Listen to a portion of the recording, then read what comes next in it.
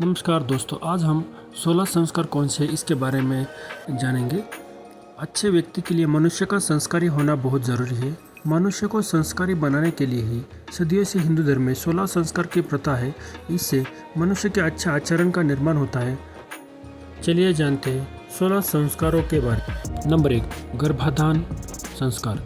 इस संस्कार में विवाहित स्त्री के द्वारा मन एवं विचारों को पवित्र कर स्वस्थ रूप से गर्भाधान करती है, तब उसे स्वस्थ एवं बुद्धिमान संतान की प्राप्ति होती है। यह सभी संस्कारों में एक शिशु के लिए पहला संस्कार है। नंबर 2, पुंसवन संस्कार। इस संस्कार में जब महिला स्वस्थ रूप से गर्भधारण कर गर्भवती हो जाती है, तब पति और पत्नी मिलकर यह प्रतिज्ञा लेते हैं कि वो मिलकर गर्भ की रक्षा करेंगे और किसी भी प्रकार से गर्भ में पल रहे शिशु को नुकसान न हो, इस बात का खास ध्यान रखेंगे। नंबर 3, सीमंतोन्नयन संस्कार। यह तीसरा संस्कार है जो कि गर्भधारण के 1 या 2 महीने में किया जाता है। इस संस्कार का मुख्य उद्देश्य गर्भ को पवित्र एवं शुद्ध करना है। इस संस्कार में गर्भ में पल रहे संतान के अच्छे गुण, ज्ञान, कर्म और स्वभाव के विषय में विचार किया जाता है। इस दौरान गर्भवती महिला जैसा आचरण रखती है और जिस प्रकार से वो व्यवहार करती है, उसका असर गर्भ में पल रहे बच्चे पर पड़ता है। नंबर 4, जातकर्म संस्कार। यह संस्कार शिशु के जन्म के बाद होता है। माना जाता है कि इस संस्कार के करने से गर्भ में उत्पन्न दोषों को समाप्त किया जा सकता है। इस संस्कार में नवजात शिशु को सोने के चम्मच या अनामिका का उंगली से शहद और घी चटाया जाता है।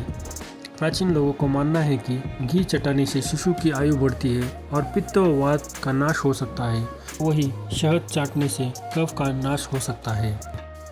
नंबर 5, नामकरण संस्कार। इसके बारे में तो सभी ने सुना होगा। यही शिशु के जन्म के बाद उसके नाम रखने का एक नियम है। यह बहुत महत्वपूर्ण संस्कार है। जन्म लगन के अनुसार किसी पंडित के द्वारा शिशु का नाम रखा जाता है। नाम का अक्षर भी सुझाया जाता है, जिससे परिवार वाले अपने पसंद से बच्चे का नाम रखते हैं और उसके मंगल भविष्य की कामना करते हैं। नंबर 6, निष्क्रमण संस्कार। इस संस्कार में शिशु की आयु वृद्धि की कामना की जाती है एवं बच्चे के उज्जवल भविष्य के लिए प्रार्थना की जाती है। यह संस्कार शिशु के 4 या 6 महीने पूरे होने के बाद किया जाता है। नंबर 7, अन्नप्राशन संस्कार। इस संस्कार में शिशु के समस्त दोषों का नाश होता है जो माँ के गर्भ के दौरान उसमें आ जाते हैं। इस संस्कार से नवजात शिशु को पहली बार अन्न खिलाया जाता है। अन्न से मुंह को झूठा किया जाता है। अन्नप्राशन में बच्चों को अन्न खिलाने के साथ साथ उसे उपहार एवं उनकी लंबी उम्र की कामना की जाती है। नंबर 8, मुंडन संस्कार। इस संस्कार में बच्चे के 1, 3, 5 या 7 साल पूरा करने पर बाल को किसी धार्मिक स्थल या नदी के किनारे उतारे जाते हैं। इस संस्कार को ओपन क्रिया संस्कार के नाम से भी जाना जाता है। माना जाता है कि इस संस्कार से शिशु को बुद्धि, बल और आयु की प्राप्ति होती है। नंबर 9, कर्णवेधन संस्कार। इस संस्कार में बच्चे का कान छेदने का रस्म पूरा किया जाता है। इस संस्कार को शिशु के जन्म के बाद 6 माह से लेकर 5 वर्ष तक कभी भी किया जा सकता है। नंबर 10, उपनयन संस्कार। इस यज्ञोपवीत या जनेऊ संस्कार के नाम से भी जाना जाता है। इस संस्कार में बालक को पूरे विधि विधान के साथ जनेऊ धारण करवाया जाता है। प्राचीन धर्म ग्रंथों में यह कहा गया है कि इस संस्कार के बाद बालक को वेदों के अध्ययन करने का अधिकार प्राप्त हो जाता है। नंबर 11, विद्यारंभ संस्कार। प्राचीन काल में इस संस्कार से बच्चों की शिक्षा प्रारंभ होती थी। विद्वानों और आचार्यों द्वारा शुभ मुहूर्त निकालकर इस संस्कार को किया जाता था। नंबर 12, केशांत संस्कार। पुराने समय में बच्चे विद्या ग्रहण करने गुरुकुल जाया करते थे। जब उनकी शिक्षा पूरी हो जाती थी, तब गुरुकुल में बच्चों को केशांत संस्कार होता था। इस संस्कार में बच्चे को पहली बार हजामा, दाढ़ी बनवाने की अनुमति दी जाती थी। इसे गोदान संस्कार के नाम से भी जाना जाता है। नंबर 13, समावर्तन संस्कार।